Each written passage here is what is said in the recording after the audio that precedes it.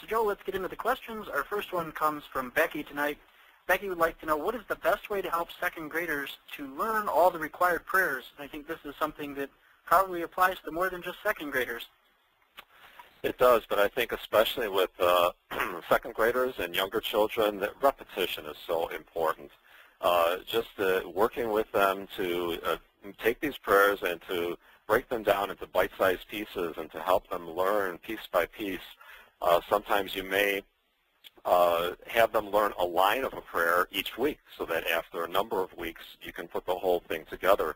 The other thing is, do not hesitate to ask the parents to help.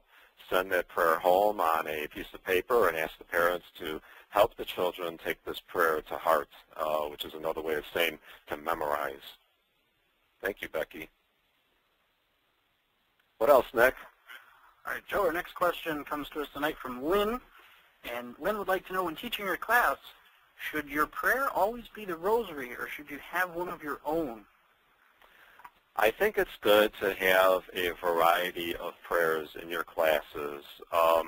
The rosary is a wonderful traditional prayer and devotion for us to not only teach our children, but then to also use as part of our regular prayer. But let's not forget the many, many different prayers that we have in our Catholic tradition, and let's not forget spontaneous prayer as well. I'll try to remember to address that on my blog in the days to come, but a lot of times as Catholics we don't feel that we can pray spontaneously.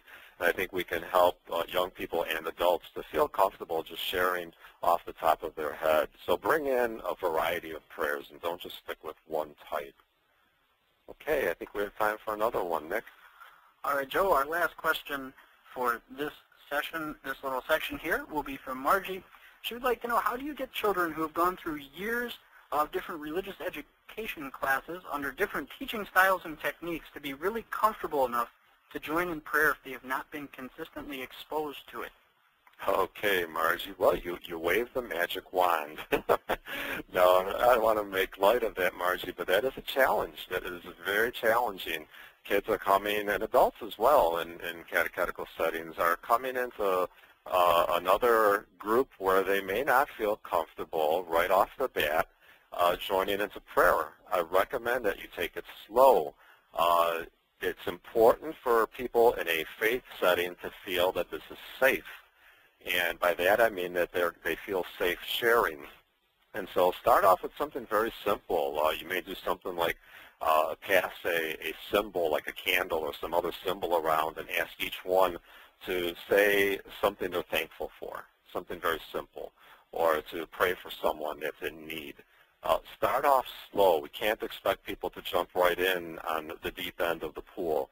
But eventually, if you can help them to realize that prayer is going to be respected, we can really help them to feel comfortable and safe and then begin to share more profoundly. Our first one for this part of our Q&A session is from Judy. Judy would like to ask a question about cell phones. She said, a big problem with 9th and 10th graders, and I know having taught a little middle school, it's applicable here too, is cell phones. How do you handle this in a Christian way? Oh, that's something I've experienced while trying to lead the guided reflections I was telling you about. And I have students spread out around the classroom and sitting on the floor with the lights out, and I see these little glows in the corner, and I realize that they are texting. Address it up front. That's being very Christian. You're telling them that this is not a time for interruptions. This is not a time for text messaging. At the church I go to, right before Mass, the last thing that the lector says is, we now ask that you silence all cell phones and pagers.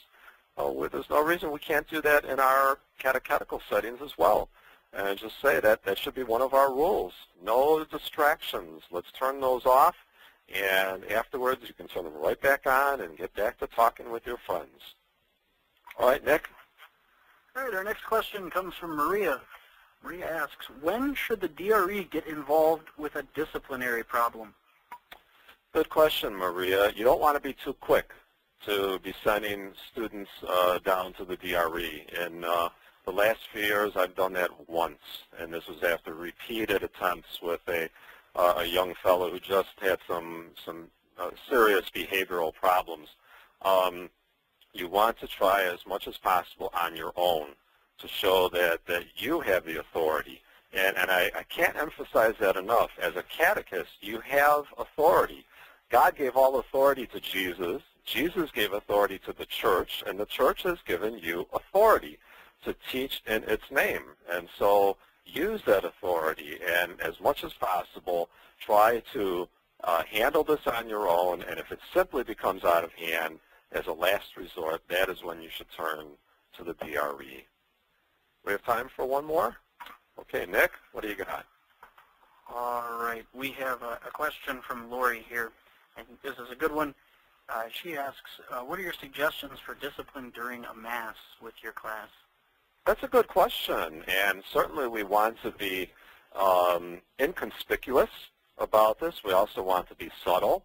I think as a catechist, it's our job to get up and walk around during a liturgy and to once again remind our young people that we're in the vicinity. And I very often, during a Mass or prayer service in the church, will get up and walk around and just stand next to an aisle or a pew where I see some misbehaving going on, and just by my staring or looking at them or maybe easing myself into that pew and sitting down right next to them without saying a word usually, but just by my presence.